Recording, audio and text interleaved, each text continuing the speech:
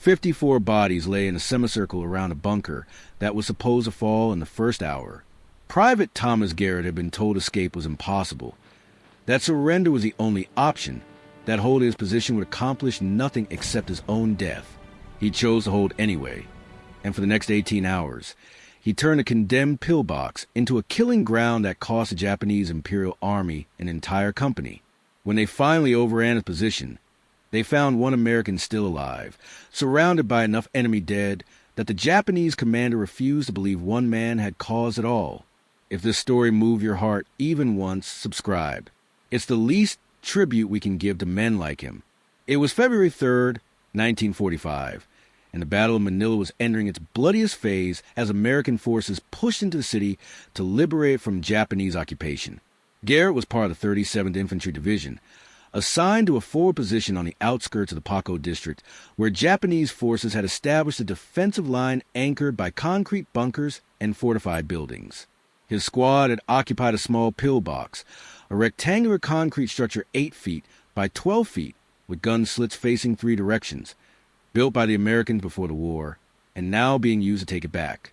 The pillbox was supposed to be a temporary position, a place to observe enemy movements, and provide covering fire while the main assault developed. But when the Japanese launched a massive counterattack at 0430 hours, Garrett's position became isolated, cut off from the American lines by 300 meters of open ground that Japanese machine guns had turned into a death zone. His squad leader was dead, killed by mortar fire in the first minutes of the assault. 5 other soldiers in the pillbox were dead or dying, hit by grenades that had been thrown through the gun slits. And Garrett, 20 years old, from a farm in Iowa where the most violent thing he'd ever witnessed was hog slaughter, was alone with 3 rifles, 2 Browning automatic rifles, 800 rounds of ammunition, and the absolute certainty that he was going to die in this concrete box. The Japanese were advancing from 3 directions, using the pre-dawn darkness to close the distance, firing as they moved to suppress any defensive fire. Garrett could hear them shouting commands, could hear the distinctive crack of Arisaka rifles, could hear grenades exploding as they cleared obstacles. They were maybe 100 meters out, moving fast, probably expecting the pillbox to be abandoned or lightly defended after the intensity of the initial barrage. Garrett had 2 choices. He could abandon the position, try to run back to American lines across 300 meters of open ground under machine gun fire. That was suicide, but quick suicide, over in seconds. Or he could stay in the pillbox, use the concrete protection while it lasted, and try to kill enough Japanese soldiers that their attack stalled.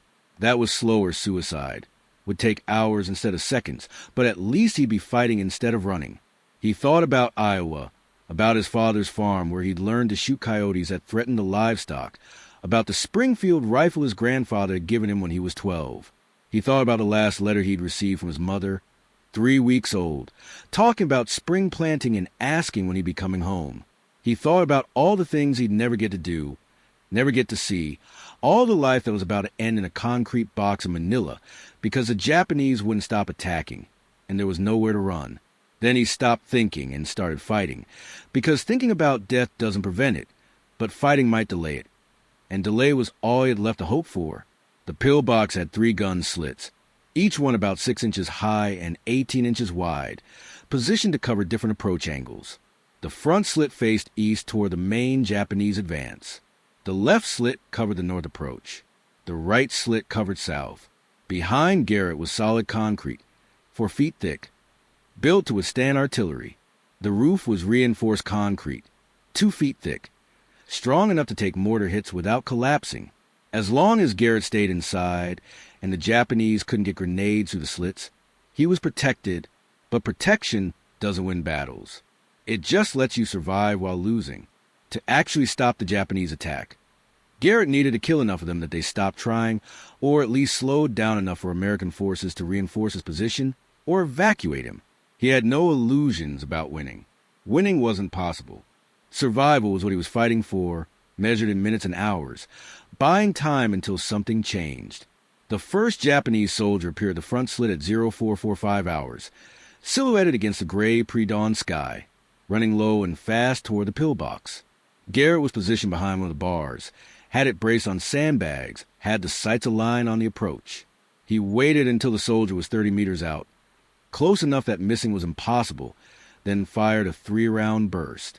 The soldier went down hard, and Garrett heard shouting, heard orders being given, heard the attack hesitate as they realized the pillbox was still occupied and still dangerous. He used that hesitation to reposition, moved to the left gun slit, grabbed the second bar, and waited. The Japanese were adapting, spreading out, trying to flank a position instead of approaching directly. Smart tactics, exactly what he'd do in their situation. 2 soldiers appeared on the left approach, moving between destroyed buildings, thinking they were concealed. Garrett saw them through the slit, tracked their movement, waited until they committed to crossing open ground, then fired.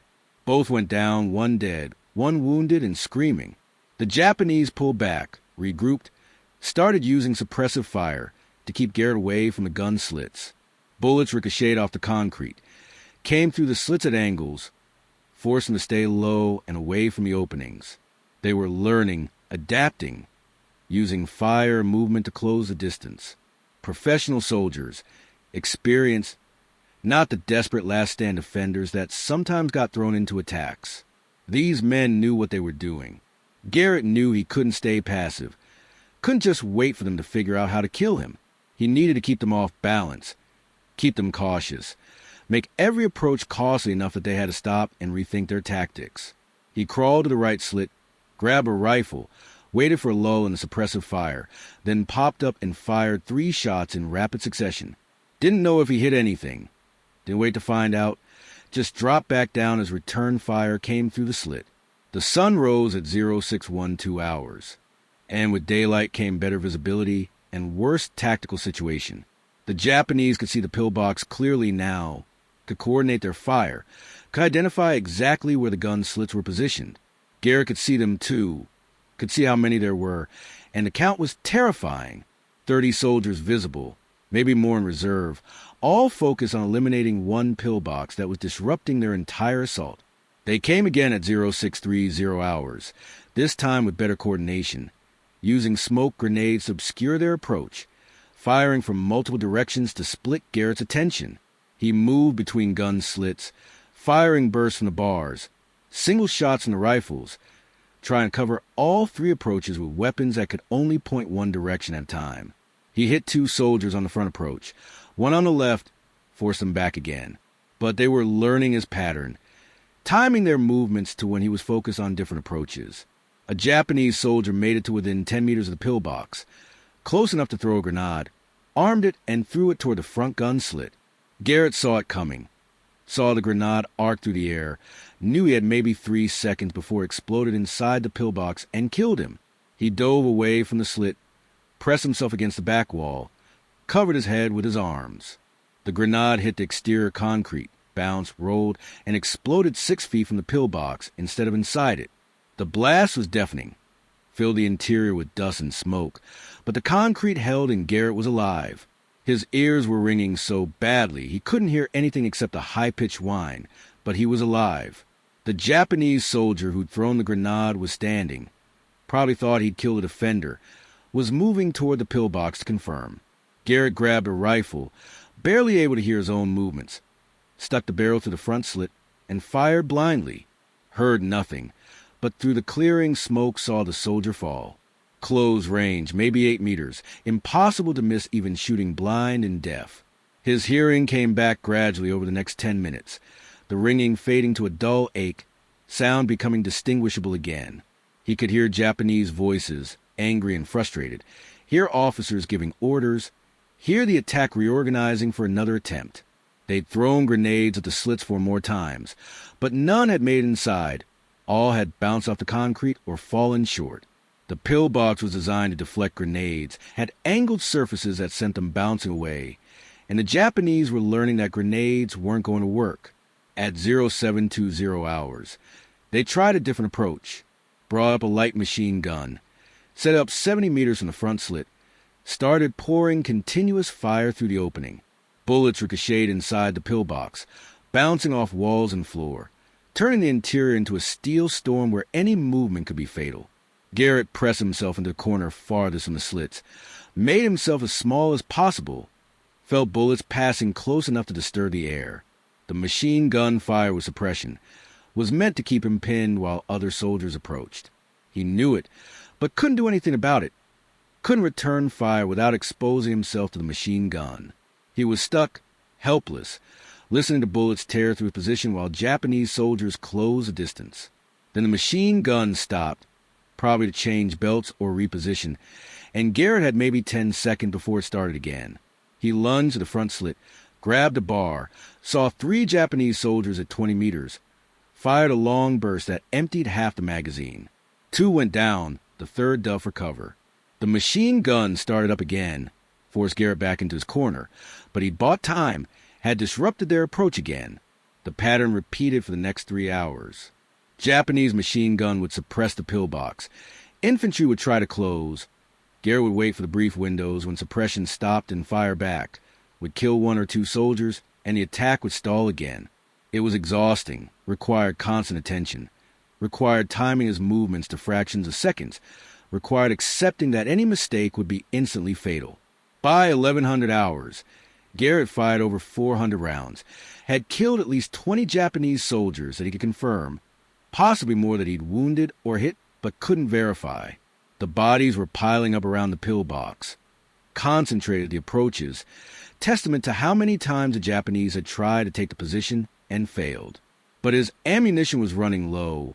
He was down to maybe 300 rounds total, and the attacks weren't stopping. The Japanese changed tactics again at 1,130 hours.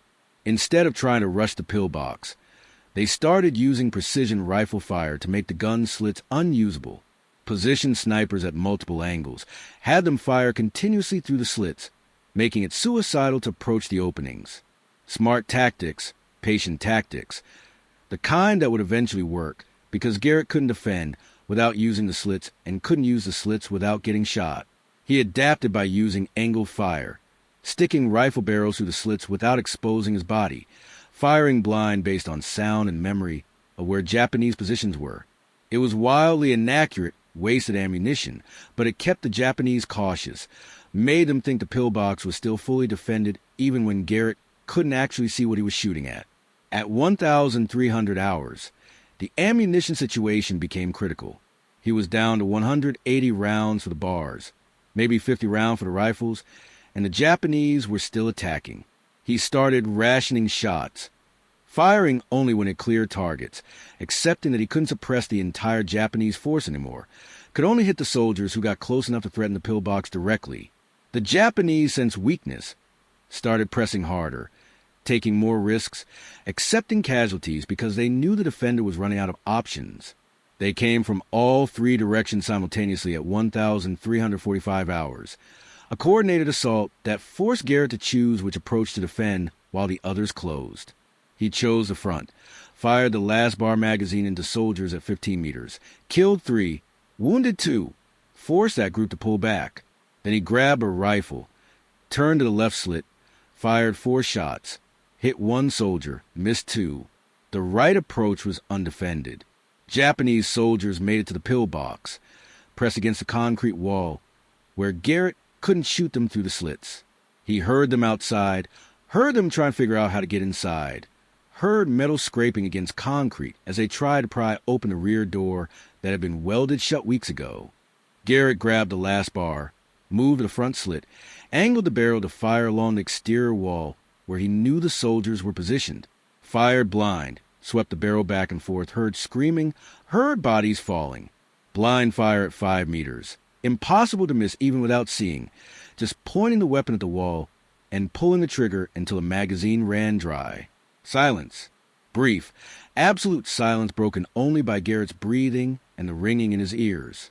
He'd stopped the assault again, had killed maybe 8 more soldiers in the last engagement, but he was out of bar ammunition. All he had left were the rifles, maybe 40 rounds total, and the Japanese would come again because they always came again. At 1,500 hours, 9 hours into the defense, Garrett heard American artillery in the distance. Heavy guns, probably 105 millimeters howitzers, firing at Japanese positions elsewhere in the city. The sound gave him hope, meant American forces were still attacking, still pushing forward, might eventually reach his position if he could hold long enough. But eventually was measured in hours, and he wasn't sure he had hours left. The Japanese attacked again at 1,530 hours, and this time they used everything they had. Machine gun suppression from 3 directions, mortar fire that walked toward the pillbox, infantry assault from all approaches simultaneously. It was overwhelming, was the kind of assault that should have ended the battle in minutes. But Garrett fought anyway because surrender was an option, and dying passive accomplished nothing. He fired his remaining rifle ammunition in a desperate 3-minute engagement that killed 6 more Japanese soldiers and used up everything except his sidearm. 45 caliber pistol, 7 rounds in the magazine, 1 in the chamber, 8 bullets between him and death, and the Japanese were at 10 meters and closing. Garrett pulled the pins on his last 2 grenades, held them for 2 seconds, then threw them through the front gun slit. They exploded among the approaching soldiers, killed 3, wounded several more, bought him another 30 seconds. He used those seconds to reload the pistol with his last spare magazine. 15 rounds total now, and waited for the Japanese to come to the door that they'd finally managed to breach. The door crashed open at 1,547 hours. A Japanese soldier came through, rifle raised, scanning for targets. Garrett shot him twice, center mass, and the soldier fell. Another came through behind him, and Garrett shot him too. 3 more tried to enter simultaneously, jamming the narrow doorway, and Garrett emptied the pistol into them at a range of 8 feet. 5 soldiers down in maybe 6 seconds, and the doorway was blocked by bodies.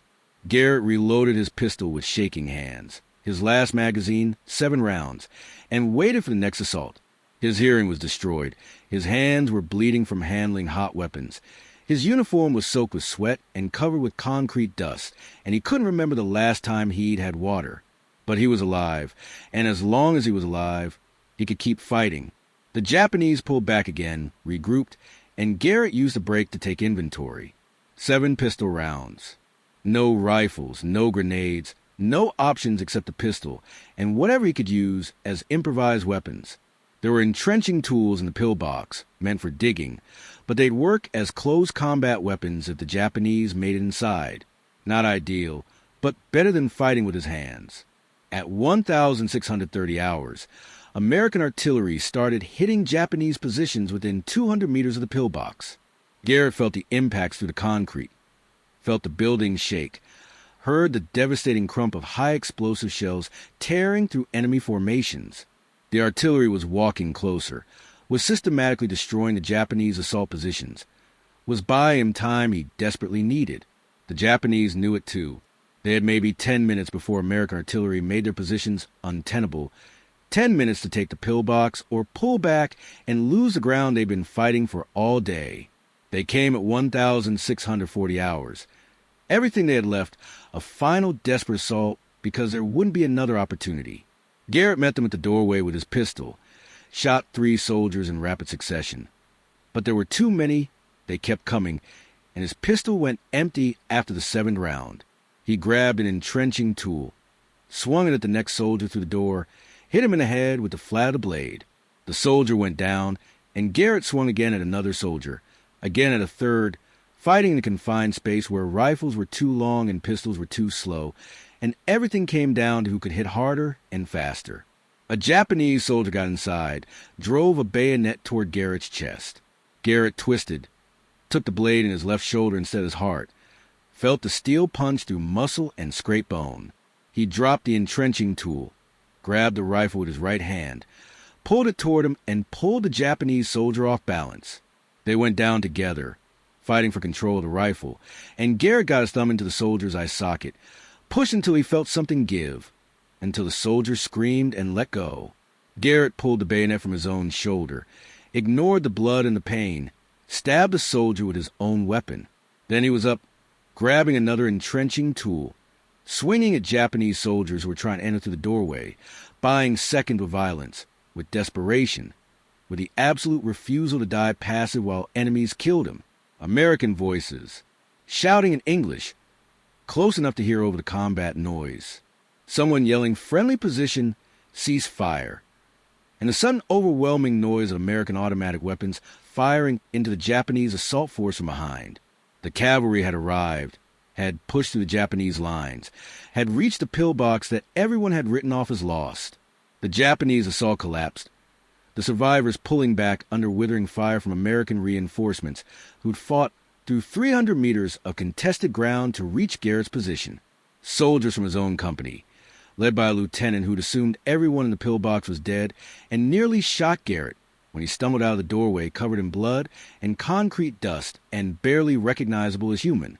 They cleared the area around the pillbox, counted the bodies, and the count kept climbing. 27 bodies within 30 meters of the structure, 19 more scattered across the approach routes, 8 inside the pillbox or immediately outside the door, 54 confirmed Japanese dead, killed by one American soldier who'd been told escape was impossible and decided to make the impossible cost as much as he could inflict. Garrett collapsed once the immediate threat was over, his body finally acknowledging the bayonet wound. The exhaustion, the 18 hours of sustained combat that should have killed him a dozen different ways. They evacuated him to a field hospital, treated the shoulder wound, gave him plasma and morphine, and let him sleep for 16 hours straight while his body tried to process what he'd survived. The after-action reports cataloged the engagement in clinical detail. One pillbox, held for 18 hours against company-strength Japanese forces. 54 enemy confirmed killed. Estimated additional casualties from wounded who made it back to Japanese lines. American casualties. 6 killed in the initial assault. 1 wounded defender who survived. The tactical value was significant. Had disrupted the Japanese counterattack. Had bought time for American forces to consolidate their lines. Had prevented what could have been a catastrophic breakthrough. They awarded Garrett the Medal of Honor 3 months later, in a ceremony in Manila after the city was fully liberated. The citation mentioned his courage, his determination, his refusal to surrender despite impossible odds. It didn't mention the terror, the exhaustion, the moment-by-moment certainty of death that he'd lived through for 18 hours. Medals never mentioned that part, just cataloged the actions and achievements without explaining what it cost to earn them. Garrett was promoted to sergeant, was reassigned to a training unit, spent the rest of the war teaching infantry tactics to replacement soldiers. He was good at it, knew exactly what worked and what failed, could explain with authority born from experience how to defend positions and when to abandon them. But he never mentioned the pillbox unless directly asked, never volunteered the story, never wanted to relive those 18 hours in detail. The war ended.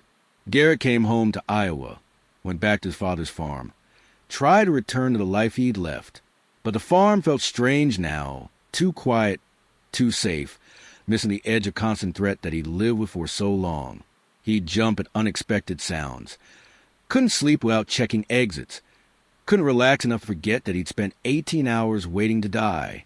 He met with other veterans, men who understood what combat did to people, who didn't need explanations for the nightmares and the hypervigilance and the inability to feel completely safe. They helped him adjust, helped him process, helped him understand that what he felt was normal response to abnormal experiences. Slowly, over years, he relearned how to live in a world where every doorway wasn't a potential threat, and every sound wasn't incoming fire. Garrett married in 1948, had 3 children, worked the farm until he was too old to manage the physical labor. He told his children he'd been in the war, told them he'd been a soldier in the Pacific, didn't go into details about Manila or the pillbox or the 54 men he'd killed. His children knew their father was a war hero, had the Medal of Honor in a case on the wall, but they didn't really understand what it meant because Garrett never explained, and they were wise enough not to push. He died in 1996, 71 years old, in the farmhouse where he'd been born and where he'd returned after the war. His funeral was attended by family, by friends, by veterans who'd served with him, and others who just wanted to honor a Medal of Honor recipient. The local newspaper ran an obituary that mentioned his military service, his decoration, his years as a farmer and community member. But the real story of Thomas Garrett wasn't in the obituary or the medal citation or the after-action reports. It was in the 18 hours he'd spent in a concrete pillbox, alone, wounded, exhausted, fighting because there was no alternative except dying without resistance. It was in the 54 Japanese soldiers who tried to take that pillbox and died in the attempt, who'd underestimated what one determined American could do when trapped with no escape and nothing to lose. The pillbox itself survived the war, was still standing decades later as Manila rebuilt itself from the devastation of liberation. The concrete walls bore the marks of 18 hours of combat, bullet scars and grenade damage, and the deep gouges where Japanese soldiers had tried to pry open the welded door. Urban development eventually claimed the site.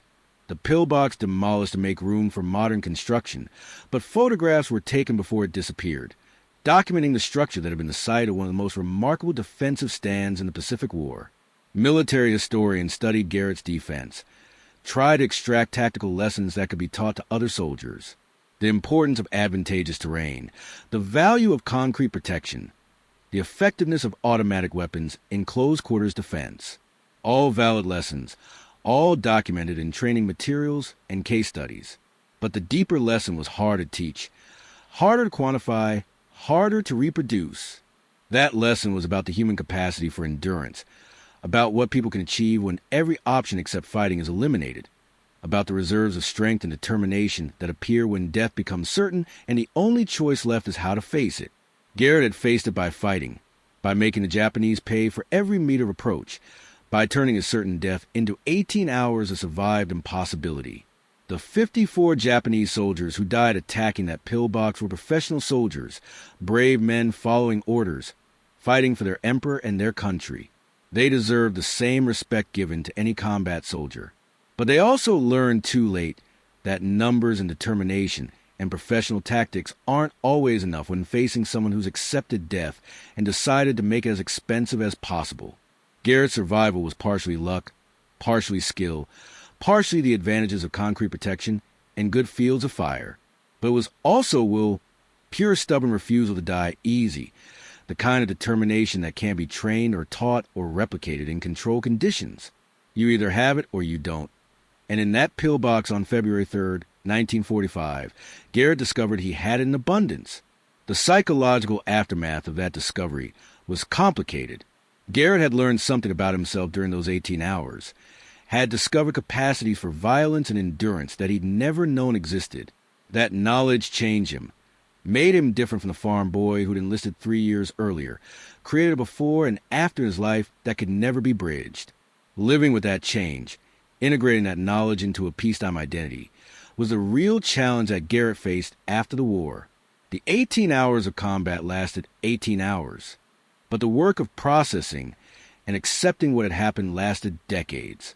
The nightmares gradually faded, the hypervigilance slowly eased, but Garrett never completely forgot what he'd been capable of when pushed to absolute extremes. He carried those 54 deaths for the rest of his life, not with guilt because they'd been necessary and justified, but with the heavy awareness that he'd been the instrument of those deaths, that his hands had fired the weapons, and his decisions had placed those soldiers in situations where they died. That's the burden combat veterans carry, the weight of having killed even when killing was right and necessary, and the only choice available. If you believe stories like this shouldn't vanish with time, subscribe. Where are you watching this story from? Comment below. The impossible escape that never happened. The defense that should have failed in the first hour. The one American soldier who held against a company of Japanese attackers and survived to tell the story. Thomas Garrett proved that impossible and improbable aren't the same thing. That sometimes a soldier who's told escape is impossible chooses to fight instead. And that fighting with nothing left to lose can achieve what doctrine and training say should never be possible. 54 enemy dead, 18 hours of sustained combat, one pillbox that refused to fall, and one farm boy from Iowa who learned exactly what he was capable of when dying was certain and survival became a choice measured in trigger pulls and desperate seconds.